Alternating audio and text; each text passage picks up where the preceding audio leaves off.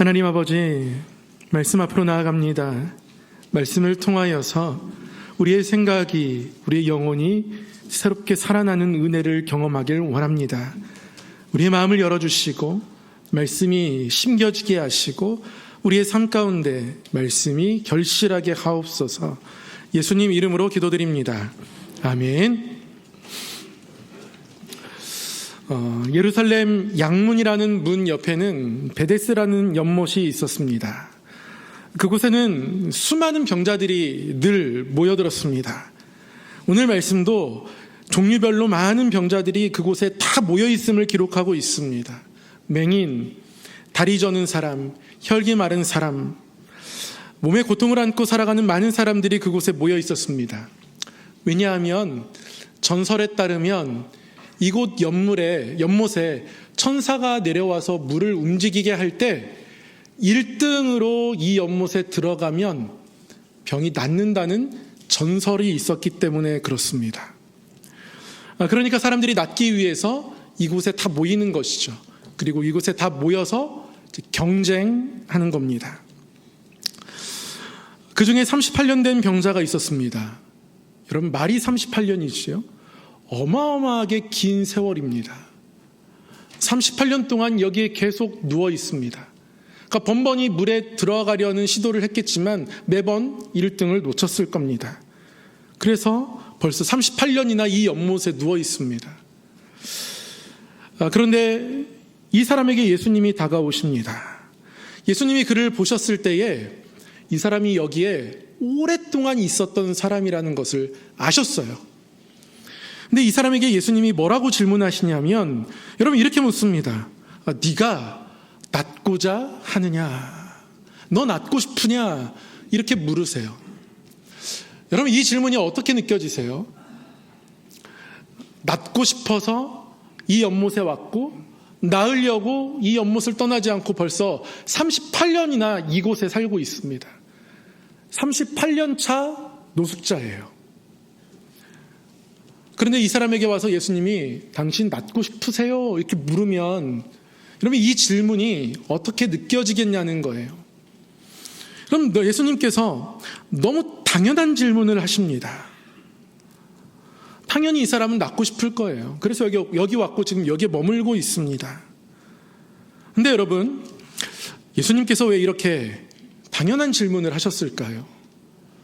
무르나 마나한 질문 아닙니까? 낫고 싶으냐? 낫고 싶습니다. 낫고 싶어서 여기 왔고 낫고 싶어서 지금 38년째 이러고 있습니다. 라고 대답할 수밖에 없는 질문인데요. 왜 예수님께서 이렇게 당연한 질문을 하시냐는 거예요.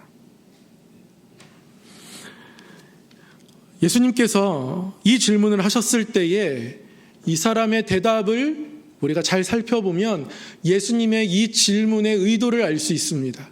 그리고 이 질문이 이 38년 된 병자에게 뿐 아니라 저에게도, 여기 앉아 예배하는 여러분에게도 반드시 필요한 질문이라는 것을 알 수가 있습니다. 예수님이 네가 낫고자 하느냐? 이렇게 물었을 때 이 병자가 이렇게 대답했습니다. 주여, 저를 저 연못에 넣어주는 사람이 아무도 없습니다. 아무도 나를 지금 돌봐주지 않아서, 나를 거들떠보지 않아서 한 번도 제가 저 연못에 들어가 본 적이 없습니다. 그래서 제가 지금 여기 이렇게 38년째 이러고 있습니다. 한탄하는 거예요. 단순히 한탄하는 것을 넘어서서 날선 미움의 감정으로 이곳에 모인 모든 사람들을 바라보고 있는 겁니다.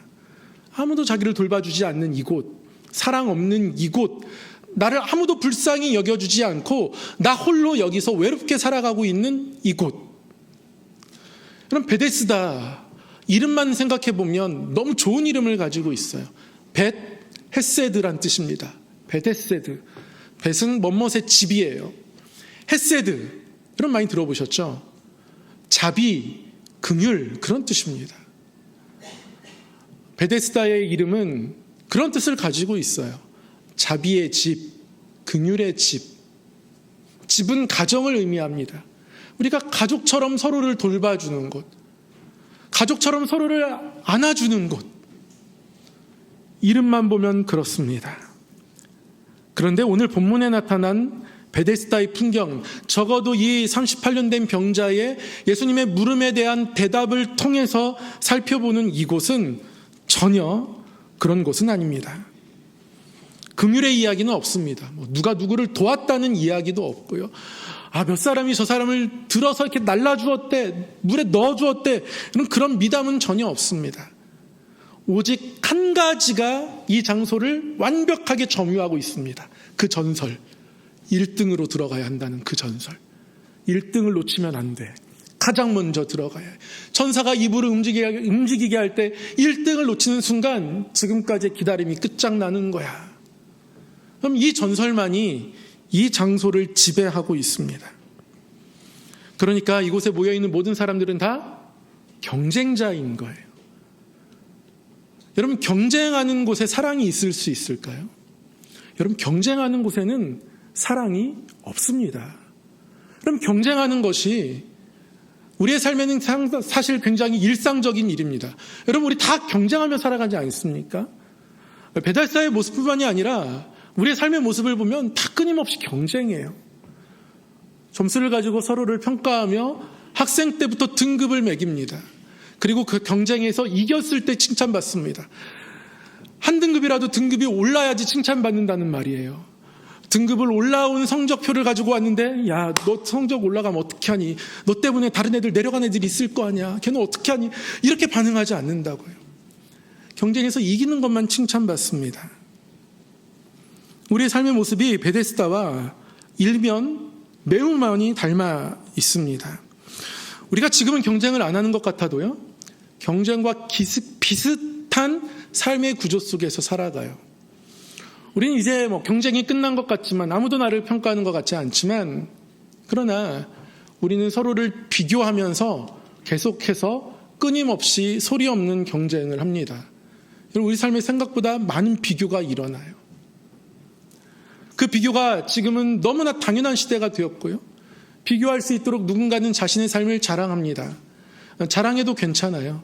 지금은 자랑이 미덕이 된 시대입니다. 그러다 보니 우리 삶의 비교는 정말 끊어지지 않습니다.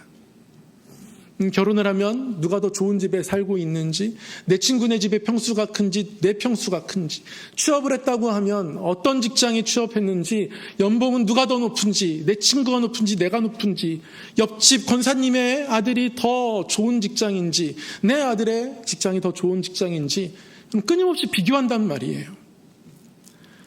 중요한 건 이런 비교하는 자리에서는 절대로 사랑이 자리할 수가 없다는 거예요. 그럼 비교는요, 이러한 경쟁은요, 성도의 신앙에 또는 믿음의 공동체에 심각한 왜곡을 만들어냅니다. 때로는 그게 우리의 어떤 경쟁력이 되는 것 같고, 뭔가 더 발전할 수 있는 어떤 원동력이 되는 것 같기도 해요. 그럼 그러한 면을 무조건 부정하는 것이 아닙니다. 비교가, 경쟁이 우리의 삶에 어떤 원동력을 줄 수 있고 어떤 동기가 될 수 있지만, 그러나 이것이 삶의 전부를 지배하는 삶의 원리가 될 수는 없습니다. 성도의 삶의 원리는 오직 말씀입니다. 오직 성경입니다. 성경이 아니면 그 어떤 것도 삶의 원리가 될 수 없습니다. 따라서 비교도 경쟁도 삶의 원리는 될 수 없습니다. 그러나 그것이 삶의 원리인 것처럼 되어진 것이 베데스다이고, 때로는 우리의 삶의 모습이라는 거죠. 당연히 베데스다도 왜곡이 일어났습니다. 서로가 사랑으로 돌볼 수가 없는 거예요. 왜냐하면 경쟁하니까요. 그러니까 이 병자가 예수님에게, 나를 아무도 넣어주지 않습니다. 아무도 나를 돌봐주지 않습니다. 그럼 어떤 마음인 거예요? 도대체 이곳에는 자비가 없습니다. 도대체 이곳에는 사랑이 없습니다. 긍휼의 집이라고 하지만 그런 것은 찾아볼 수가 없습니다. 38년째 혼자입니다. 38년 동안 변하지 않습니다. 베데스다 이것도 문제이지만 더더욱 문제는 이 베데스다에서 38년 동안 살아가면서 이곳을 바라보는 이 병자의 마음 또한 아주 냉랭해지고 냉소적으로 변해 있다는 거죠. 여러분, 경쟁이 비교가 그렇게 만들어가는 거예요. 여러분, 경쟁은요, 비교는요, 사람을 형제가 아니라 내 가족이 아니라 사랑의 대상이 아니라 늘 경쟁자로만 바라보게 합니다. 라이벌이 생겨나는 거예요. 그럼 비교가 많다 보면 어떠한 현상이 또 자연스럽게 이루어지냐면 모든 것을 성취로 평가합니다. 무엇을 이루어냈는가. 그게 너무너무 중요한 거예요. 그리고 곧 그것이 사람의 가치가 돼버리고 맙니다. 여러분, 그러나 제가 누누이 말씀드리지만 우리의 가치는 우리가 무엇을 했느냐, 무엇을 이루었느냐에 의해서 결정되는 것이 아니라 하나님에 의해서 결정됩니다. 하나님에게 한 사람 한 사람이 다 귀하고 소중합니다. 그러나 이런 하나님의 관점을 잃어버리고 비교하다 보면 성취로 서로를 판단하게 돼요. 그래서 얼마나 성공한 사람인가가 결국 교회에서 더 대접받느냐로 이어지게 되고, 얼마나 많은 것들을 이뤄냈는가, 얼마나 많은 부를 가지고 있느냐가 교회에 더 중심점에 있느냐 그렇지 않느냐를 결정하게 하는 쪽으로 우리의 생각이, 판단이 흘러가게 되더라는 것이죠. 우리의 가치는 어떤 성취로 결정되지 않습니다. 하나님에 의해서 결정됩니다.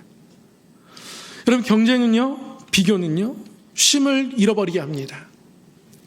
비교하다 보면 늘 내 삶에 어떤 것이 부족하다고 여기게 되어 있어요. 많은 자랑의 소리들 가운데에 나에게 부족한 것이 너무 많은 거예요. 입을 옷도 부족한 것 같고, 물질도 더 있어야 될 것 같고, 내 삶이 더 아름다워지기 위해서는 지금보다 더 많은 것들이 필요하다는 생각들을 계속하게 합니다. 충분함을 모르게 돼요. 충분하다, enough, 괜찮아, 이런 생각들을 못하게 된다고요. 여러분, 우리가 어떤 사람들이에요? 하나님 한 분만으로 만족할 수 있다 고백하는 사람들입니다. 그럼 그게 믿음이에요.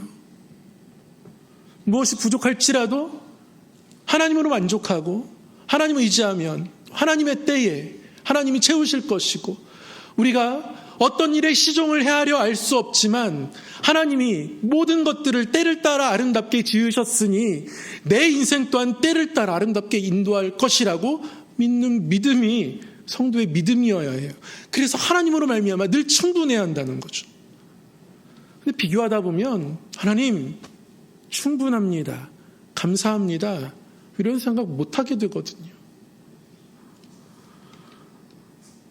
그래서 비교는 쉼을 잃어버리게 합니다. 쉴 수가 없어요. 무언가를 늘 더 간절히 찾고 구해야 합니다. 사람의 관계가 순수하지 못하게 됩니다. 순수하게 누군가를 살아가지 못하고 비교하다 보면 시기하고 질투하고 내 삶에 가식이 생겨날 수밖에 없어요. 이렇게 비교 또는 경쟁을 통해서 우리 삶에 왜곡이 일어나는 것이 우리의 일상 다반사이다 보니까요, 우리의 삶의 자리에는 하나님의 사랑을 경험할 수 있는 자리가 점점 메마르게 되더라는 것이죠. 여러분, 가인과 아벨을 보세요. 하나님이 가인의 예배를 받으셨나요? 안 받으셨습니다.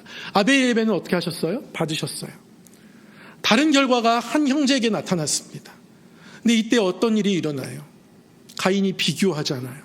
아벨과 경쟁하잖아요. 아벨을 조금 본받으면 될 것을, 나를 조금 돌아보면 될 것을, 그럼 그렇게 하지 못합니다. 아벨을 미워하게 돼요. 그리고 그 미움을 가지고 죄가 틈타서 결국 살인이라는 비극적인 결말에 그들이 이르게 됩니다.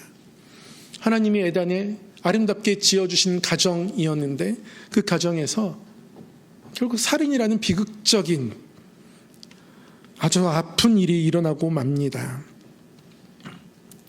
그래서 예수님 이 38년 된 병자에게 질문하는 겁니다. 네가 낫고자 하느냐? 이 병자는 처음 낫고자 하는 마음으로 왔어요. 그 전설이 맞았든 틀렸든 간에 그래도 뭔가 소망을 가지고 왔단 말이에요. 나으려니 희망이 있었습니다. 뭔가 간절함이 있고 간구가 있었어요.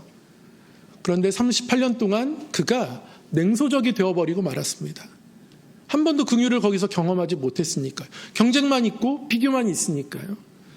하나님의 사랑도 느낄 수 없는 메마른 마음이 된 거예요. 여기는 양문 곁에 있습니다. 예루살렘 성의 양의 문은, 양문은 성전에서 드릴 제사에 쓸 제물을 운반하는 분이에요.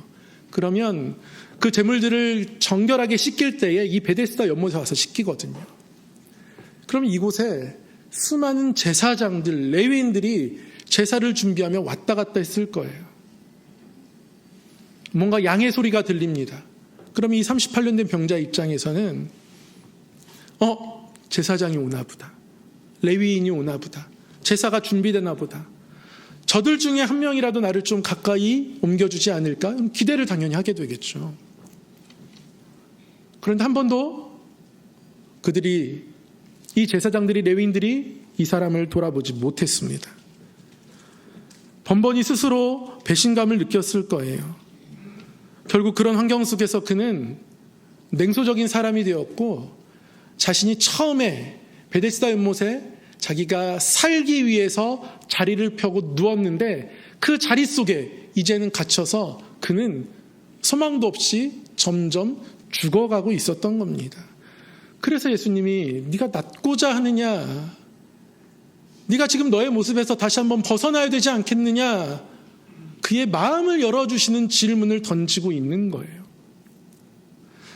여러분, 주님 곁에 나올 때 어떤 마음들을 가지고 나오셨습니까? 나에게 구원을 주신 하나님께 내 온 마음과 정성을 다해 예배하고, 하나님 앞에 기도할 때 어떤 마음들을 가지고 기도하십니까? 삶의 모든 문제가 하나님께 있음을, 정말 하나님께서 때를 따라 아름답게 지어가실 것을 믿으며 기대하며 주님 앞에 기도합니다. 이게 우리의 자리의 온전한 모습이에요. 그러나 세상 속에서 이 38년 된 병자가 점점 냉소적으로 변해가듯 우리의 믿음들이 냉랭해지는 것을 보게 돼요. 어느 순간 예배는 때우는 것이 되어집니다. 그냥 했으니까 괜찮다, 이렇게 여기는 마음들이 숙제를 다 해치운 마음들처럼 예배를 마친 우리의 마음이 그럴 때가 있더라고요. 예수님께서 그 사람에게 찾아가셨습니다. 네가 낫고자 하느냐.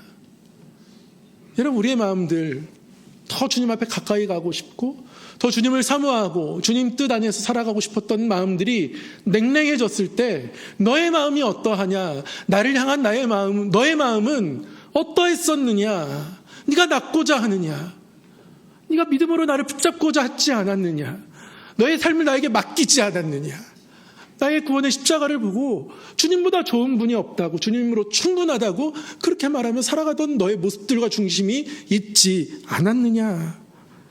주님이 저와 여러분에게 묻고 계신 겁니다. 냉소적으로 변해 있는 이 사람에게 예수님이 말씀하셨습니다. 그 사람이 그곳에 더 이상 갇혀 있어서는 안 됩니다. 그래서 예수님 말씀하세요. 일어나 내 자리를 들고 걸어가라. 일어나 내 자리를 들어라. 그 사각형 들것 안에 더 이상 갇혀있지 말라고 예수님께서 그를 꺼내주시는 겁니다. 일어나라고 말씀하십니다. 이 38년 된 병자가 기대했던 것은 늘 단 한 가지입니다. 누군가가 나를 물에 넣어주는 것, 누군가가 좀 나를 책임져 주는 것, 그래서 저 연못의 물속에 내가 풍덩 빠지는 것, 그것이 이 38년 된 병자가 늘 기대하고 꿈꾸던 것이었을 거예요. 그런데 오늘 전혀 새로운 음성을 듣습니다. 일어나라. 일어나라. 예수님 딱 말씀 한마디 하십니다. 여러분, 우리가 말씀을 우리가 그대로 받으면 됩니다. 그 순간 그 말씀이 우리 삶의 역사가 되는 겁니다. 요한복음을 통해서 하나님이 믿음 가지고 살아가는 우리에게 원하시는 것은 딱 이거 하나예요. 말씀이 사건이 되는 것. 그래서 요한복음에서는 예수님이 이 땅에 오심을 뭐라고 설명하고 이야기해요? 말씀이 육신이 되어 이 땅에 오셨다. 여러분, 늘 말씀이 육신이 되는 것, 보이지 않는 하나님의 말씀이 우리 삶의 사건이 되는 것, 말씀이 우리 삶에 그러한 놀라운 일을 행하는 에너지라는 것, 힘이라는 것을 우리가 인정하고 믿고 나아가는 것이 하나님이 우리에게 원하시는 믿음이라는 것이죠. 여러분, 성경은 그냥 책이 아닙니다. 드라마의 어떤 명대사가 아니란 말씀이에요. 말씀은 하나님의 행하심이 응축되어서 우리 삶에 던져지고 그것이 우리 삶에 심겨지면, 받아들이면, 영접하면 사건이 되는 놀라운 신비한 그 어떤 것입니다. 사랑하는 성도 여러분, 주의 말씀을 믿음으로 받는 우리 모두가 되기를 원합니다. 말씀이 우리 가운데 있을 때 그 말씀을 붙들면 말씀이 사건이 됩니다. 하나님께서 이루실 그러한 일들을 기대하며 나아가는 것이 우리의 삶의 자리에서 우리가 일어나야 할 믿음의 걸음이라는 것이죠. 우리도 모르는 사이에 이 자리에 갇혀버리고 맙니다. 우리의 삶의 자리에 갇혀버리고 말아요. 우리 핸드폰 안에 갇혀버리기도 하고 우리의 알고리즘 안에 갇혀버리기도 합니다. 그것들이 하나님의 말씀을 대신할 때도 참 많은 것 같아요. 그러나 성경은 분명하게 말씀하십니다. 진리의 성령이 오시면 그가 너희를 모든 진리 가운데로 인도하시리라. 말씀을 통해 하나님을 발견하고 그 말씀을 붙잡으면 성령이 우리를 진리로 인도하십니다. 여러분, 진리가 뭐예요? 하나님이 드러나는 것이 진리입니다. 예수 그리스도가 진리라는 것은 예수 그리스도를 통해서 하나님이 나타나셨기 때문에 그렇습니다.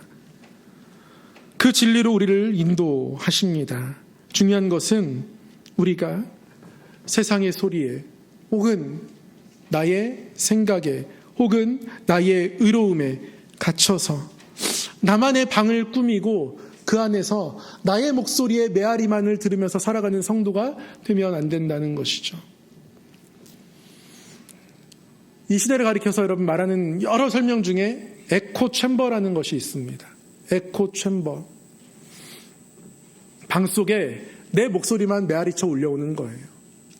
알고리즘이 우리를 그렇게 만드는 것이죠. 여러분, 말씀이 우리에게 들려와야 합니다. 말씀이 우리의 마음을 파고들어야 합니다. 우리가 말씀을 들을 때에 성령께서 우리의 굳은 마음을 열어주십니다. 우리가 말씀 앞에 설 때에 우리가 오래된 우리 삶의 지치고 힘든 자리에서 일어날 수 있는 힘을 주십니다. 말씀대로 걸어가려고 결단할 때에 성령께서 우리를 진리 가운데로 인도하십니다. 오늘 우리에게 말씀하십니다. 일어나 걸어가라. 네 자리를 들고 걸어가라. 그 자리를 누가 들어주어야 하고 그 자리를 절대 벗어날 수 없다고 하는 그릇에 생겨난 그 냉소에서 벗어나라. 아무리 어떤 기도 제목이 나에게 힘들고 어려운 일이라 할지라도 그러나 다시 한번 새 마음을 품고 하나님 앞에 나아가는 믿음을 회복하라고, 걸어가라고, 자리에 갇혀있지 말라고, 사람들의 소리에 갇히지 말라고, 너의 경험에 그 상처에 갇혀있지 말라고 하나님이 저와 여러분에게 말씀하시는 겁니다. 아우구스티누스가 이 본문을 묵상하면서 이렇게 권면을 남겼습니다. 당신의 들 것을 드십시오. 그것을 들었다면 가만히 서 있지 말고 걸어가십시오. 여러분, 그렇습니다.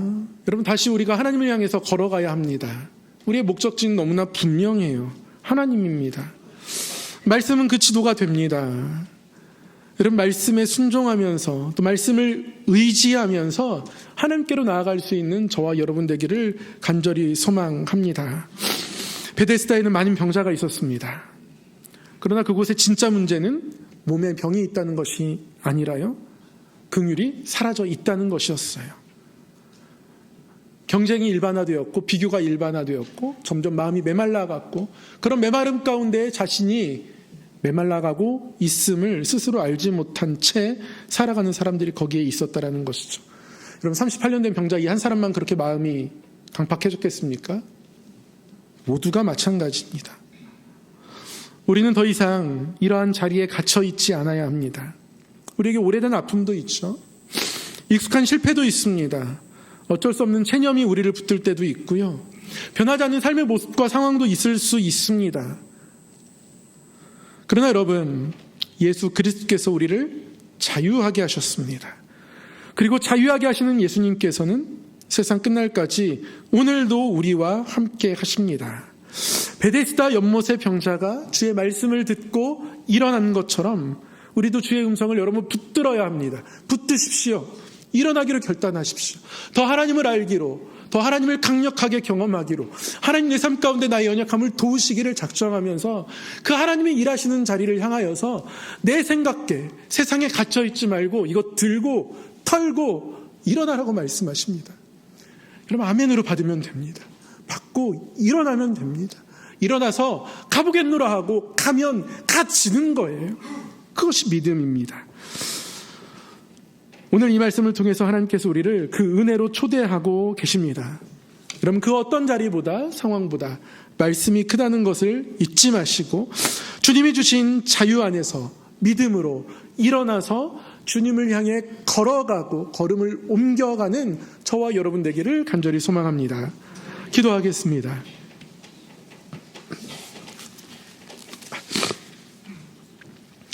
사랑의 하나님 아버지, 베데스다와 같은 세상 속에서 세상의 소리에 굳어진 우리의 자리를 봅니다.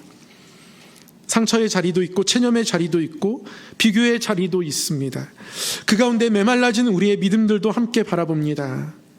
사랑의 하나님 아버지, 말씀을 따라 일어나 걷는 성도가 되게 하여 주시옵소서. 진리의 성령께서 말씀을 깨닫게 하시고 우리에게 말씀할 순종할 힘을 주시며 우리의 삶이 은혜의 증거가 되게 하여 주시옵소서. 말씀이 육신되어 이 땅에 오신 예수 그리스도 안에서 주신 말씀이 사건이 되고 구원이 되는 것을 날마다 보게 하여 주시옵소서. 예수 그리스도 이름으로 기도드리옵나이다. 아멘.